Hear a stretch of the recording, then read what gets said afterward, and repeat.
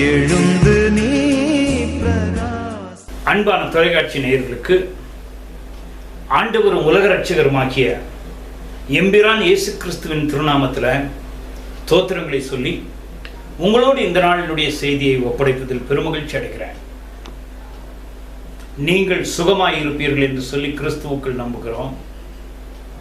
நீங்கள் சுகமாய் இருக்க வேண்டும் என்று உங்களுக்காக பிரார்த்தனை செய்கிறோம். இந்த நாளினுடைய செய்தி, இயேசு கிறிஸ்து வழியாய் இருக்கிறார். Jesus Christ is the way and the truth and the life. இயேசு கிறிஸ்து வழியும் சத்தியமும் ஜீவனுமாய் இருக்கிறார். இந்த நாளில ஆண்டவராகிய இயேசு கிறிஸ்து மனிதன்.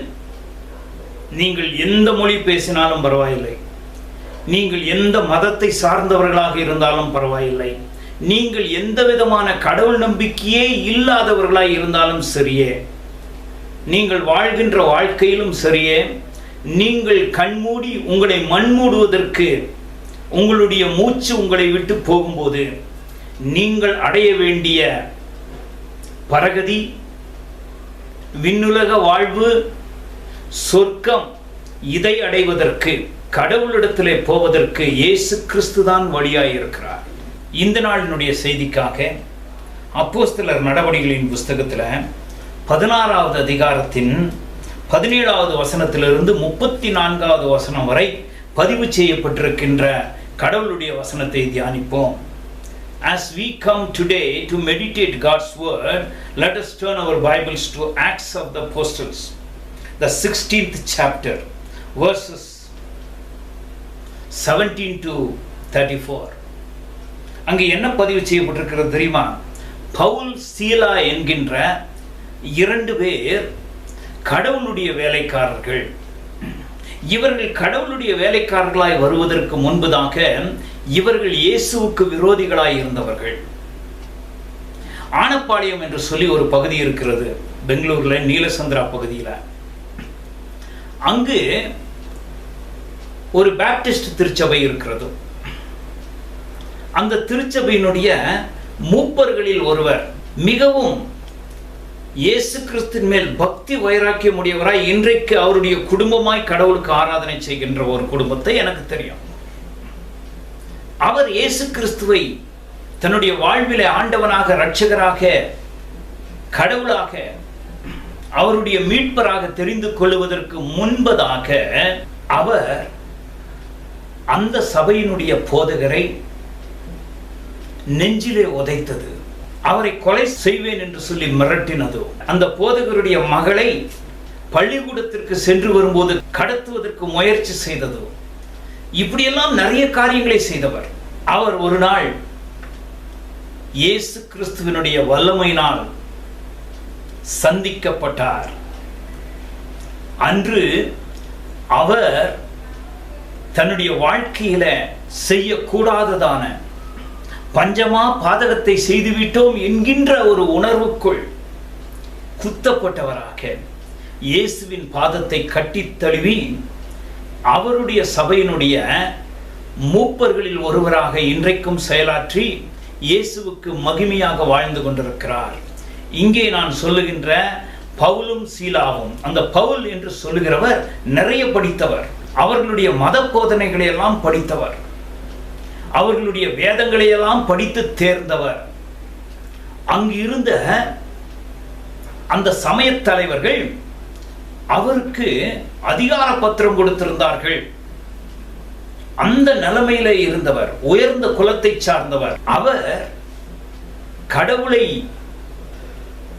சேவிப்பது என்று சொல்லுவது, அந்த கடவுளுடைய பெயரை சொல்லுகிறவர்களை துன்பப்படுத்துவது, அடிப்பது, உதைப்பது, கொலை செய்வது, அது கடவுளுக்கு செய்கிற வேலையாக அவர் கருதினார். அவர் ஒரு நாள் கடவுளுடைய ஒளியினால், வெளிச்சத்தால் சந்திக்கப்பட்டு தரையிலே விழுந்து, அப்பொழுது அவருக்கு மரண பயம், எங்கும் இருட்டு என்கின்ற நிலைமையில கடவுள் பேசுகிறதை கேட்டு தன்னுடைய வாழ்வில அந்த எல்லாம் வல்ல இறைவனாகிய இயேசு கிறிஸ்துவினுடைய சத்தத்திற்கு கீழ்ப்படிந்து தன்னை அவருடைய விசுவாசியாக, தன்னை அந்த கடவுளுக்கு வேலை செய்கிறவராக ஒப்படைத்தவர் இந்த நாளின் செய்தியினுடைய இந்த பாகத்திலே பதிவு செய்யப்பட்டிருக்கிறார். அந்த பவுலும் சீலாவும் இயேசு கிறிஸ்துவினுடைய வார்த்தைகளை பல இடங்களிலே சொல்லிக் கொண்டிருக்கும் போது அங்கு ஒரு பெண் இருந்தாள். அந்த பெண் இவர்கள் போகிற இடங்களிலெல்லாம் வந்து இவர்கள் உண்மையான கடவுளுடைய வேலைக்காரர்கள் என்று சொல்ல ஆரம்பித்தாள். அப்போஸ்தலர் நடவடிக்கைகளின் புஸ்தகம் 16வது அதிகாரத்தில் அது பதிவு செய்யப்பட்டிருக்கிறதோ, நாங்கள் ஜெபம் பண்ணுகிற இடத்திற்கு போகையில் குறி சொல்ல ஏவுகிற ஆவியை கொண்டிருந்த, குறி சொல்லுகிறதினால் தன் எஜமான்களுக்கு மிகுந்த ஆதாயத்தை உண்டாக்கின ஒரு பெண் எங்களுக்கு எதிர்பட்டாள். A lady who was possessed by an evil spirit, and she used to tell lot of things through the evil power. She started following Paul and Silas. அவள் பவுலையும் எங்களையும் பின்தொடர்ந்து வந்து இந்த மனுஷர் உன்னதமான தேவனுடைய ஊழியக்காரர், ரட்சிப்பின் வழியை நமக்கு அறிவிக்கிறவர்கள் என்று அவள் சத்தமிட்டு சொல்ல ஆரம்பித்தாள். ஆங்கில வேதாகமம் சொல்லுகிறதை பாருங்கள். The 17th verse in English, it reads, the same woman followed Paul and Silas and cried, saying, these men are the servants of the Most High God, which shew unto us the way of salvation. பேய் பிடித்திருக்கிற ஒரு பெண், குறி சொல்லுகிற ஒருத்தி, இவர்களை பின் சென்று இப்படியே சொல்லிக் கொண்டிருக்கும் போது இந்த நாளின் செய்தியை கேட்டுக்கொண்டிருக்கிற சகோதரனே சகோதரியே, கடவுளுடைய ஆவியினால் நடத்தப்படுகின்ற, கடவுளுடைய வல்லமையினால் ஆட்கொள்ளப்பட்டு விடுதலை காற்றை சுவாசித்தவர்கள், இயேசு கிறிஸ்து என்கின்ற திருநாமத்தை உச்சரிக்கிறவர்கள், இவர்களுக்கு விரோதமாக எந்த ஆவியும் ஒருவேளை அலைக்கழிக்கிறதாய் வந்திருந்தாலும் அவர்களை ஆட்கொள்ள முடியாது என்று சொல்கிறேன். The evil spirit, the magic power may come and just try to make the life of a real believer little bit shaken, but it cannot dominate. It cannot take control over a servant or a child who is washed by the precious blood of Jesus Christ. இயேசு கிறிஸ்துவின் பரிசுத்த இரத்தத்தினால் கழுவப்பட்ட கடவுளுடைய வேலைக்காரர்கள், கடவுளுடைய பிள்ளைகளை பிசாசும் மந்திரமும் சூனியமும் இவைகளெல்லாம் ஒன்றும் செய்யாது என்று சொல்லி இன்றைக்கு உங்களுக்கு சொல்கிறேன். People who use lot of this magics, lot of this witchcrafts, they use a evil spirit. பொல்லாத ஆவி, செத்து போனவர்களுடைய ஆவியை அழைத்து அப்படித்தான் அவர்கள் மந்திரத்தையும் ஏவுதலையும் செய்கிறார்கள். அது உங்களுக்கே தெரியும். அவர்கள் பயந்திருக்கிற மக்களுக்கு பிசாசினுடைய அடிமைத்தனத்திற்குள் கொண்டு வருவதற்காக மக்களிடத்திலே பணத்தையும் பொருட்களையும் வாங்கி கொண்டு அப்படி செய்வார்கள். இங்கே இருக்கிற அந்த பெண்மணி அப்படி செய்ததினால் அவளை வைத்து நிறைய பேர் பணக்காரர்கள் ஆகியிருந்தார்கள் என்று சொல்லி திருமறை பதிவு செய்கிறது. பவுலும் சீலாவும் அங்கிருந்த சபையோரும் ஜெபிக்கிறதற்காக கூடுவதற்காக அவர்கள் போய்கொண்டிருக்கிறார்கள். இங்கே இந்த பெண் வந்து என்ன சொல்கிறார்? இவர்கள், இந்த பவுலும் சீலாவும் கடவுளுடைய வார்த்தையை சொல்லுகிறவர்கள், இவர்கள் இயேசு கிறிஸ்துவினால் மனிதர்கள் ரட்சிக்கப்பட முடியும் என்கின்ற செய்தியை இவர்கள் அறிவிக்கிறவர்கள் என்று சொல்லி அடிக்கடி சொல்லிக்கொண்டே இருந்தாள். கடவுளுக்கு வேலை செய்கிறவர்கள் மனிதர்கள் என்று நாம் தெரிந்து கொள்ள வேண்டும். ஆனால் கர்த்தருடைய ஆவியானவர் எங்கே வருகிறாரோ அந்த இடத்திலே விடுதலை உண்டு என்று சொல்லி திருமறை சொல்கிறது. Where there is the Spirit of God comes, there is deliverance, Bible says so. And this lady started telling a lot of things. What she told is truth. The truth is that this Paul and Silas are the one who tell about the salvation in Jesus Christ. அவள் சொன்னது உண்மைதான். கடவுளுடைய ஊழியக்காரர்களாய் அங்கு போய்கொண்டிருந்த பவுலும் சீலாவும் 18வது வசனம் சொல்லுகிறதை பாருங்கள். இப்படி அவள் அநேக நாள் சொல்லிக்கொண்டே வந்தாள்.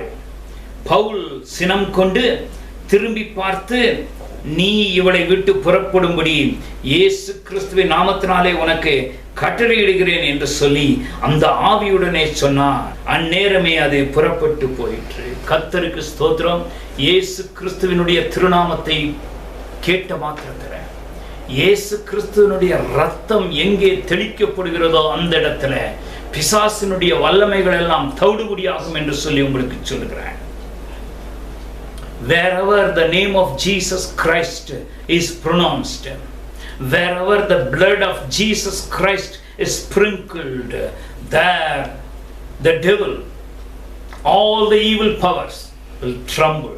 The demon power will not work when the presence of Jesus Christ and the blood of Jesus Christ is there.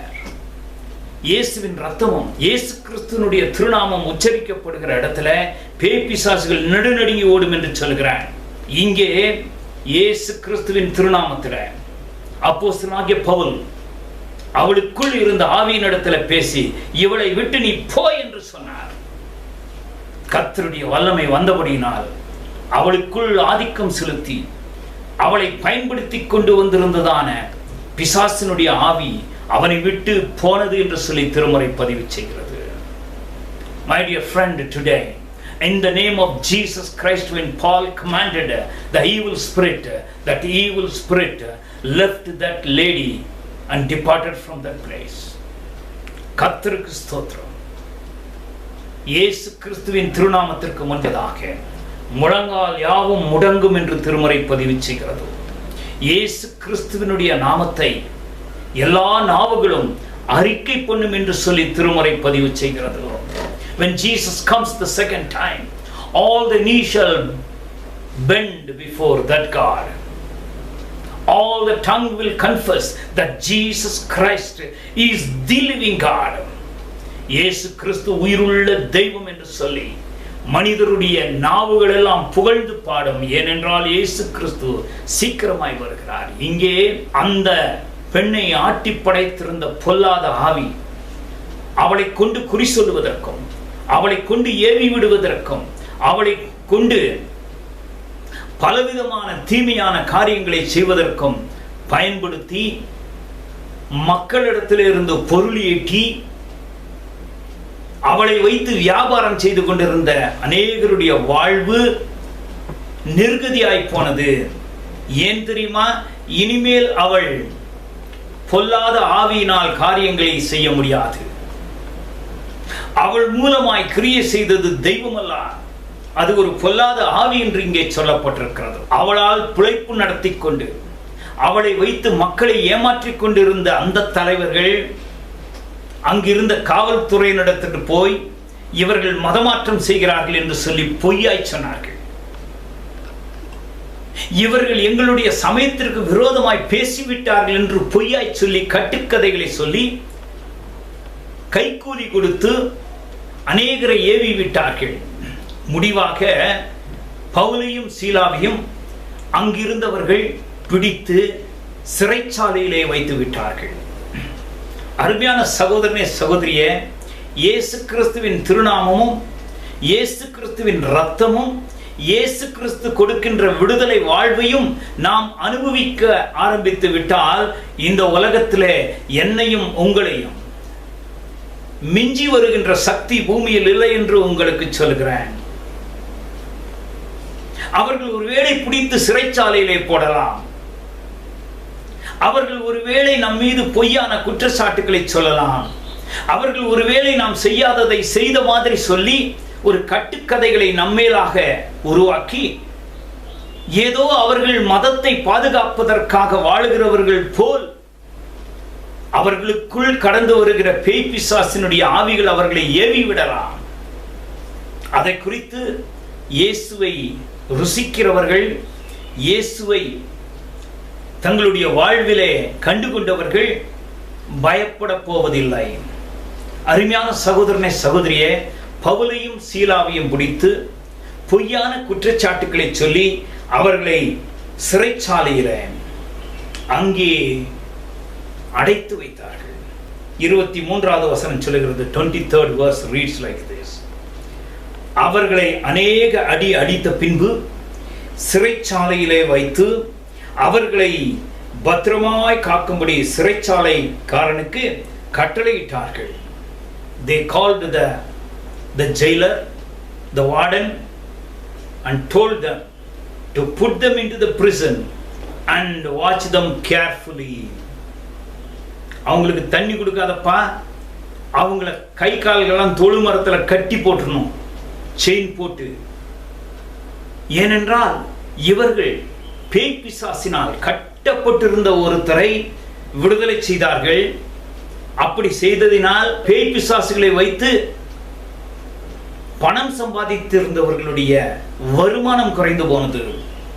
கோபம் வந்துருச்சு அவங்களுக்கு. இனிமேல் பழப்பு நடக்காது, எங்க எதிர்காலம் போச்சு என்று சொல்லியா பயந்திருந்தார்கள். திருமறை பதிவு செய்கிறது பாருங்கள். நடுராத்திரியில பவுலும் சீலாவும் ஜெபம் பண்ணினார்கள். நம்ம தூக்கி ஜெயில போட்டுட்டா நாங்க ஜெபம் பண்ணுவோம். நான் ஜெபம் பண்ணுகிறேன் என்று சொன்னால் அதை நீங்கள் பலவீனமாய் நினைத்துக் கொள்ளாதிருங்கள். Dear friends, when you falsely accuse me and put me behind the bar, when I pray there, don't think that I am a weak man. இங்கே அவர்கள் ஜெபம் பண்ணினார்கள், கடவுளை துதித்தார்கள். இந்த சிறைச்சாலையில இந்த சங்கிலிகளுக்காக உமக்கு ஸ்தோத்திரம் என்று சொன்னார்கள். உம்முடைய திருநாமத்திலே எங்கள் மீது பொய்யான குற்றச்சாட்டுகள் சொல்லப்பட்டதற்காக உமக்கு நன்றி என்று சொன்னார்கள். இப்படி இவர்கள் ஜெபிப்பதும் இவர்கள் புகழ்ந்து கடவுளை பாடுவதும் அங்கிருந்த மற்ற கைதிகள் எல்லாம் கேட்டுக்கொண்டிருந்தார்கள். அந்த கைதிகளுக்கு என்ன தெரிந்தது தெரியுமா?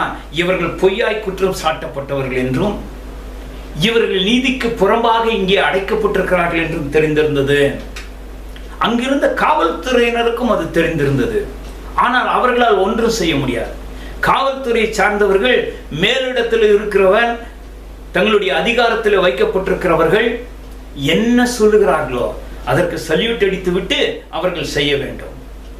அங்கு நீதி, தர்மம், நியாயம் அது எல்லாம் கிடையாது. அதிகாரி சொல்லிட்டார், நம்ம செஞ்சிடணும். அதான் அவர்களுக்கு செய்யும்படியாக சொல்லப்பட்டிருக்கிற வேலை. அருமையான சகோதரனே, சகோதரியே, நான் இன்றைக்கு சொல்லுகிற இயேசு கிறிஸ்து 26வது வசனம் சொல்லுகிறது பாருங்கள். சடுதியிலே சிறைச்சாலையின் அஸ்திபாரங்கள் அசையும்படி பூமி மிகவும் அதிர்ந்தது. உடனே கதவுகள் எல்லாம் திறவுண்டது, எல்லாருடைய கட்டுகளும் கலன்று போயிற்று. அருமையான சகோதரனே, சகோதரியே, இயேசு கிறிஸ்துவனுடைய வல்லமை, ஜபத்தினுடைய வல்லமை, இயேசுவின் இரத்தத்திலே இருக்கிற வல்லமை இங்கே செயலாற்றுகிறதை நாம் பார்க்கிறோம். கைகளும் கால்களும் கட்டப்பட்டு சிறைச்சாலையில அடைக்கப்பட்டு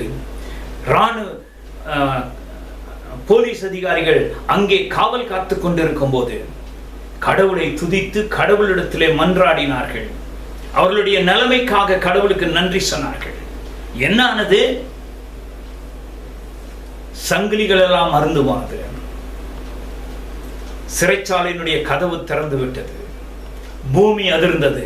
நான் சொல்லுகிற இயேசு கிறிஸ்து அண்ட சராசரங்களையும் வார்த்தையினால் படைத்து ஆட்சி செய்கிறவர். அங்கிருந்த அந்த காவல் அதிகாரிகள் என்ன நினைத்தார்கள் தெரியுமா? ஐயையோ, இது என்னடா அப்படின்னு சொல்லி கதவெல்லாம் திறந்து போனதுனால கைதிகள் எல்லாம் ஓடி போய் விட்டார்கள் என்று சொல்லி தன் கைகளிலே இருந்த கத்தியை எடுத்து குத்தி கொண்டு சாவதற்கு தற்கொலைக்கு முயற்சி செய்யும் போது இந்த பவுலும் சீலாவும் என்ன சொன்னார்கள் தெரியுமா? ஆண்டவன்மாரே, உங்களுக்கு ஒன்றும் செய்து கொள்ளாதிருங்கள், ஏனென்றால் நாங்க எல்லாம் இங்கேதான் இருக்கிறோம், நாங்க ஓடி போக மாட்டோம். அப்பொழுது அவர்கள், சிறைச்சாலைக்காரன் நித்திரை தெளிந்து சிறைச்சாலையிலே கதவுகள் திறந்திருக்கிறதை கண்டு கட்டுண்டவர்கள் ஓடி போனார்கள் என்று எண்ணி பட்டயத்தை உருவி தன்னை கொலை செய்து கொள்ள போனான். 28வது வசனம் சொல்லுகிறது பாருங்கள். பவுல் மிகுந்த சத்தமிட்டு, நீ உனக்கு கெடுதி ஒன்றும் செய்து கொள்ளாதே, நாங்கள் எல்லாரும் இங்கேதான் இருக்கிறோம் என்றான். 29வது வசனம், உள்ளே ஓடி நடுநடுங்கி பவுலுக்கும் சீலாவுக்கும் முன்பாக விழுந்து என்ன கேட்டான் தெரியுமா? 30வது வசனத்தில் சொல்கிறான், ரட்சிக்கப்படுவதற்கு நான் என்ன செய்ய வேண்டும்? இவங்க மதமாற்றமா செய்ய முயற்சி செஞ்சாங்க? கிடையாது. இவங்க எதையாவது சொன்னாங்களா? கிடையாது. சிறைச்சாலையில இருந்து கடவுளை துதித்தார்கள், ஜெபம் பண்ணாங்க. சாமி, நாங்க நீதியானதை செய்தோம், இவங்க எங்களை அநியாயமா கொண்டு வந்து உள்ள வச்சுட்டாங்க, நாங்க என்ன செய்யறதுன்னு சொல்றதுக்கு முடியல என்று சொல்லி இவர்கள் ஜெபம் பண்ணாங்க. ஜெபம் பண்ண உடனே என்னாச்சு? கடவுள் கேட்டார், சங்கிலிகளை அறுத்தார். 30th verse says, those jailers asked, sirs, what must I do to be saved? These Paul and Silas never asked them to convert from any religion into Christianity. That's not my business. I'm not coming on this screen to ask you to convert from any religion to Christianity. And the jailer asked, what you ask me to do? The jailer said in 30th verse, sir, what must I do to be saved? நீ காக்கப்படுவதற்கு, உன் பாவம் மன்னிக்கப்படுவதற்கு, உன் வாழ்க்கையில் இருக்கிற சாபங்கள் தொலைவதற்கு, உன்னை கட்டி வைத்திருக்கிற அடிமைதனங்களில் இருந்து நீ விடுதலை பெறுவதற்கு, பிசாசில் இருந்தும் பிசாசின் கிரியைகளில் இருந்தும் நீ காக்கப்படுவதற்கு ஒரே ஒரு வழிதான் இருக்கிறது. அது இயேசு கிறிஸ்து என்கின்ற வழி. என்ன சொன்னார்கள் என்பதை சொல்லி நான் ஜெபிக்க போகிறேன். 31வது வசனத்திலே சொல்கிறார்கள், believe on the Lord Jesus Christ and thou shalt be saved and thy house. என்ன சொன்னார்கள்? கர்த்தராகிய இயேசு கிறிஸ்துவை விசுவாசி, அப்பொழுது நீயும் உன் வீட்டை சார்ந்தவர்களும் ரட்சிக்கப்படுவீர்கள். Jesus Christ is the only way where man can be saved. வானத்தின் கீழே பூமியின் மேலே மனிதருக்குள் இயேசு கிறிஸ்து என்கின்ற திருநாமமே அல்லாமல் வேறொரு நாமம் மனிதன் ரட்சிக்கப்படுவதற்கு கொடுக்கப்படவில்லை. Under heaven, upon the earth, among people, there is only one name is given by God Almighty, whereby man can be saved. The name is Jesus Christ. இந்த நாளினுடைய சிந்தனை என்ன தெரியுமா? இயேசு கிறிஸ்து வழி. அந்த இயேசு கிறிஸ்துவினுடைய நாமத்திலே அந்த சிறைச்சாலையினுடைய அதிகாரி, அவருடைய குடும்பத்திலே இருக்கிறவர்கள் இயேசுவை விசுவாசித்தார்கள். They did not become a member of a Christian religion, but they all became the member of the body of Jesus Christ. அவர்கள் கிறிஸ்துவ மதத்திற்குள்ளாக அவர்கள் வரவில்லை, அவர்கள் இயேசு கிறிஸ்துவினுடைய சரீரத்தினுடைய அங்கமானார்கள். இந்த நாளின் செய்தியை கேட்டுக்கொண்டிருக்கிற சகோதரனே, சகோதரியே, உன்னுடைய வாழ்க்கையில ஒளியாக மெய்யாக இருக்கிற இயேசு கிறிஸ்து வந்திருக்கிறார். அவரிடத்திலே உன்னை கொடு. அவர்தான் உன் வாழ்க்கையினுடைய மீட்பு. அவர்தான் இந்த உலகத்தினுடைய சூழ்நிலைகளிலே இருந்து உன்னையும் உன் குடும்பத்தையும், உன்னுடைய வியாபாரத்தையும், உன்னுடைய தொழிலையும், உன்னுடைய படிப்பையும், உன்னுடைய உடல் நலத்தையும் காப்பாற்றி உன்னை கரை சேர்ப்பதற்கு போதுமானவர். கடவுளால் ஏற்படுத்தப்பட்ட வழி அவர்தான். He is the only way whereby you can be saved. Let's pray. வழியான இயேசுவே, மெய்யான இயேசுவே, எங்கள் உயிரான இயேசுவே, இந்த நாளுக்காக உம்மை ஸ்தோத்திரிக்கிறோம். பவுலும் சீலாவும் உம்முடைய திருநாமத்தில் பேய் பிசாசினால் கட்டப்பட்டிருந்த அந்த பெண்ணிடத்தில் இருந்த பேய் பிசாசுகளை துரத்தி விட்ட போது, அந்த பேய் பிசாசுகளை வைத்திருந்த, அதனால் வியாபாரம் செய்து பணம் சம்பாதித்து மக்களை ஏமாற்றிக் கொண்டவர்களுடைய தொழில் கெட்டு போனது. ஏனென்றால் பேய் ஓடி போனது. அந்த அதிகாரமுள்ள நாமத்திற்காக உம்மை ஸ்தோத்திரிக்கிறோம். இந்த நாளிலும் நீர் வழியாய் இருக்கிறீர் என்பதை நாங்கள் அறிந்து உம்மை துதிக்கிறோம். எங்கள் மனக்கண்களை நீர் திறக்கும்படியாய் இந்த நாளிலும் எங்கள் சங்கிலிகளிலே நாங்கள் கட்டப்பட்டிருக்கிற நிலைமையிலிருந்து எங்களை விடுதலை ஆக்குவதற்கு நீர் போதுமானவர் என்று அறிந்து உம்மை ஸ்தோத்திரிக்கிறோம். உம்முடைய திருநாமத்தை கொண்டாடி மகிழ்கிறோம். நீர் நாங்கள் காக்கப்படுவதற்கு, நாங்கள் விடுதலை காற்றை சுவாசிப்பதற்கு, நாங்கள் கடவுளுடைய வல்லமைக்கு சொந்தக்காரர்கள். உம்முடைய நாமத்திலே நாங்கள் அழைக்கும் போது நீர் எங்களுக்கு ஆற்றல் கொடுக்கின்றீர் என்பதை இந்த நாளில் அறிந்து உம்மை ஸ்தோத்திரிக்கிறோம். எங்களுடைய வாழ்க்கையினுடைய பாதுகாவலரே, நாங்கள் உம்மிடத்திலே வந்து சேருவதற்கு எங்களுக்கு வழிகாட்டுகிறவரே, எங்களுடைய வாழ்விலே நாங்கள் வழி தெரியாமல் திக்கு திசை தெரியாமல் தடுமாறிக் கொண்டிருக்கும் போது நீர்தான் வழி என்பதை எங்களுக்கு விளக்கும்படியாய் வந்திருக்கிறதற்காக ஸ்தோத்திரம். இந்த நாளிலும் இந்த செய்தியை கேட்டுக்கொண்டிருக்கிற அநேகருடைய வாழ்க்கையில நீர் பேசுகிறீர் என்று அறிந்து உம்மை ஸ்தோத்திரிக்கிறோம். நீர் இவர்களுடைய மனக்கண்களை திறந்திரணும். இவர்களை கட்டி வைத்திருக்கிற சங்கிலிகளில் இருந்து இவர்களை விடுதலையாக்கும். குடியினாலும் பலவிதமான காரியங்களினாலும் அடிமைப்பட்டு இந்த நாளிலும் திக்குமுக்காடி கொண்டிருக்கிற இவர்கள் மேல் உம்முடைய விடுதலை கடந்து வருவதாக. இவர்கள் இந்த நாளிலே இயேசுவை அறிந்து உமக்கு புகழ் சொல்லி உமக்கு ஆராதனை செய்ய இவர்களை வழிநடத்தி ஆசீர்வதிக்கும்படியாய் இயேசு கிறிஸ்துவின் நாமத்தில் வேண்டிக் கொள்கிறோம் நல்ல பிதாவே, ஆமென். அன்பான தொலைக்காட்சி நேயர்களே, இந்த நாள் சிறப்பான நாள். இன்றைக்கு நாம் கடவுளுக்கு ஆராதனை செய்கிறதுல வழியாகிய இயேசுவை அறிந்து கொள்ளுகிற நாள். இயேசுவை அறிவிப்பது எனக்கு கிடைக்கப்பட்ட ஸ்லாக்கியம். அவரை பற்றி இந்த நாளிலே நீங்கள் கேள்விப்படுவதற்கு இந்த வாய்ப்பு உங்களுக்கு கொடுக்கப்பட்டிருக்கிறதே, அது உங்களுக்கு கிடைக்கப்பட்ட ஸ்லாக்கியம் என்று சொல்கிறார். Many people wanted to know about a true way, which is Jesus Christ, and it is given to me to make known His name today. And it is an opportunity for you. You are a special person in the sight of God, whereby today you can hear that Jesus is the true and living God. Therefore praise Him. Therefore thank Him for this program. And I want you to introduce this program to many people possible, so that you will know the truth and they will know the truth. The blessing of God and the deliverance will come to you. You can contact me on this email or on my YouTube or on my WhatsApp. May God bless you and help you to praise the holy name of God who is truth. எல்லாம் வல்ல இறைவன் உங்களை ஆசீர்வதித்து அந்த வழிக்கு நேராய் உங்களை வழிநடத்துவாராக.